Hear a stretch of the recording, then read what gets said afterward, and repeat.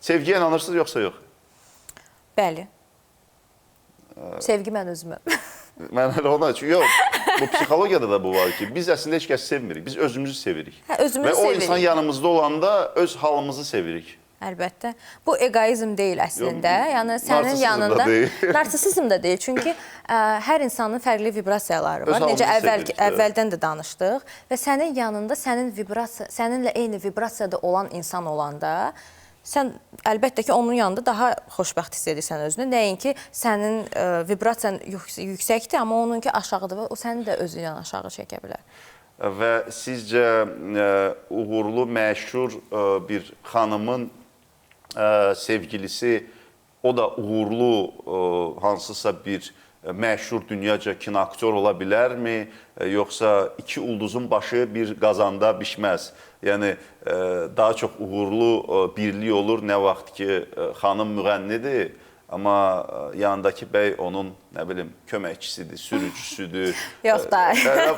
Bəzi xanımlar belə istəyirlər də. Yəni, Azərbaycan reallığına gəldikdə ki. Məncə, mənim üçün rahat bir insan olsun, yəni komfortlu. Bu artıq, necə deyir? Qullarlıq quruluşu. Hə, bəli. Mən də ona deyirəm. O düzgün deyil və insanların 24 saat o qədər bir yerdə olmağı da... Şəxsi həyatla yaradıcılığı, səhnəni qarmanik yanaşı apara bilirsiniz, yoxsa nəyəsə qurban verirsiniz?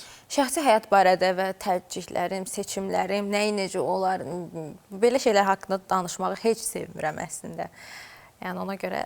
Yəni prioritet sizin üçün şəxsi həyatdır, yoxsa yaradıcılıq?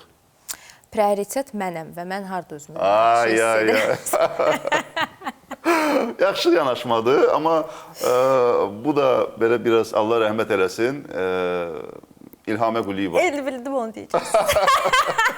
Amma görün necə klassik o fikirlər, hətta sosial şəbəkələrdə baxırsınız ki, müəyyən sitatlar çıxır. Əslində insan çox düzgün psixoloji durumda olub ki, özünü... NLP deyirlər də, neurolingvistik proqramlaşdırma. Psixologiya ilə maraqlanırsa, yəni insan gəlir mühitə, deyir ki, mən burada, bu sənin rolun budur. Yəni ətrafdakı insanlara rol verirsən və burada özünü kraliçə kimi qaldırırsan yuxarı. Məndə hər şeyə realistik baxmaq var. Mən şizofrenizmli bir hər şey... Şizofreniya olmur axı. Bu birinci paranoya başlayır. Yəni özümdə nəyisə şişirdib, olmadığım kimi özümü hiss etmirəm və hisslərimdə də özümə qarşı da çox düzgünəm və özümü də düzgün dəyərləndirirəm.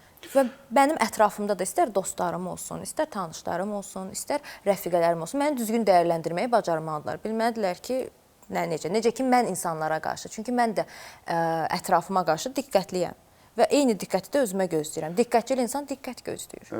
Tək bu halda deyil də, ümumiyyətlə insan özü necədirsə, qarşısındakı insanlardan da onu gözləyir və bəzi halda niyə məyus olur? Deyir, axı, mən ona qarşı belə deyil idim, bu niyə belə oldu və ona verdiyi artıq dəyərin itkisinin hərəcanını yaşayır.